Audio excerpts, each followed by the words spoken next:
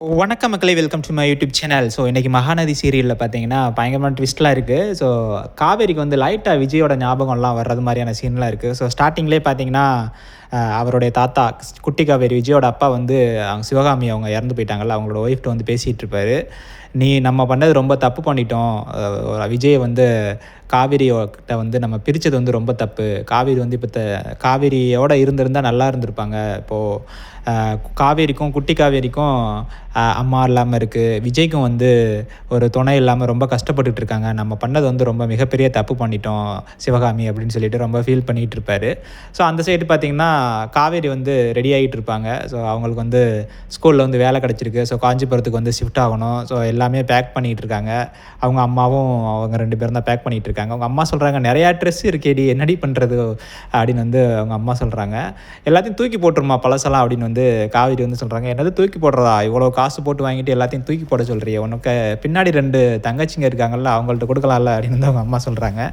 என்னது நான் போட்ட ட்ரெஸ்ஸு அவங்க போடுவாங்களா, சப் கலெக்டர்லாம், அதுவும் லாஸ்ட்டாக இருக்கே நர்மதாலாம், அதெல்லாம் 6 மாதம் போட்டாலே திருப்பி போடாது, இதில் என் ட்ரெஸ்ஸை வேறு போடுமா அப்படின்னு சொல்லிட்டு பயங்கரமாக ஃபன் பண்ணிகிட்டு இருக்காங்க. இந்த சைடு பார்த்திங்கன்னா ஸ்கூலில் வந்து கூட்டிகிட்டு போகிறாரு விஜய் வந்து குட்டி காவேரியை. நிறையா ப்ரிப்பரேஷன்லாம் பண்ணி கூட்டிகிட்டு போகிறாரு.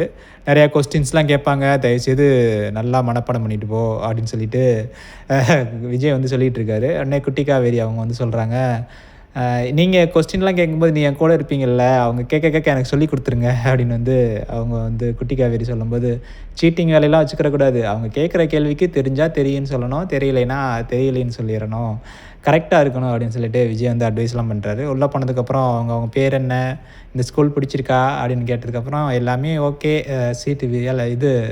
சீட் கிடச்சிருச்சு, அட்மிஷன் கிடச்சிருச்சு உங்களுக்கு அப்படின்னு சொன்னோன்னே, நிறைய ப்ரிப்பேர்லாம் பண்ணிட்டு வந்தேன், நான் வந்து ஒரு ரைம் சொல்கிறேன் அப்படின்னு சொல்லிட்டு குட்டி காவேரி வந்து ரைம் சொல்லுவாங்க. ஸோ அங்கே இருந்த மேமும் ரொம்ப ஹாப்பி.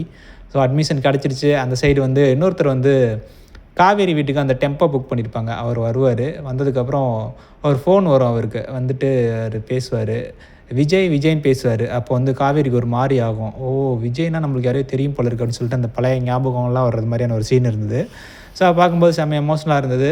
அது அப்படியே அவங்களே மறந்து நிற்கிறது மாதிரி இருந்தது. அதுக்கப்புறம் அந்த டிரைவர் சொல்வார், மேம் 9 வரேன், எல்லாத்தையும் பேக் பண்ணி வச்சுருங்க அப்படின்னு சொல்லிட்டு போயிடுவார். அப்போது காவேரி வந்து அவங்க அம்மாட்ட கேட்பாங்க, எனக்கு விஜய்னு யாரையாவது தெரியுமாம்மா, விஜய்னு பேர் கேட்கும்போதெல்லாம் எனக்கு ஒரு மாதிரி ஆகுது, பழைய ஞாபகங்கள்லாம் வர்றது மாதிரி இருக்குது அப்படின்னு வந்து சொல்லுவாங்க.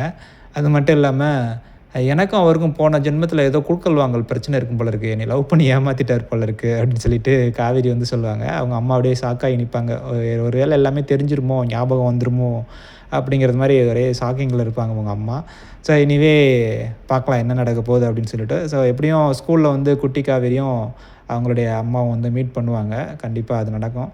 ஸோ நடக்கும்போது செம்ம எமோஷ்னலாக இருக்கும்னு நினைக்கிறேன். ஸோ விஜயை வந்து காவேரி மீட் பண்ணும்போது காவேரிக்கு அந்த ஞாபகங்கள்லாம் வருமா என்னன்னு தெரியல. ஸோ எனிவே உங்களுக்கு யார் இதில் பிடிக்கும் அப்படின்னு சொல்லிட்டு கமெண்ட் பண்ணுங்கள், நான் தெரிஞ்சுக்கிறேன். தேங்க்யூ.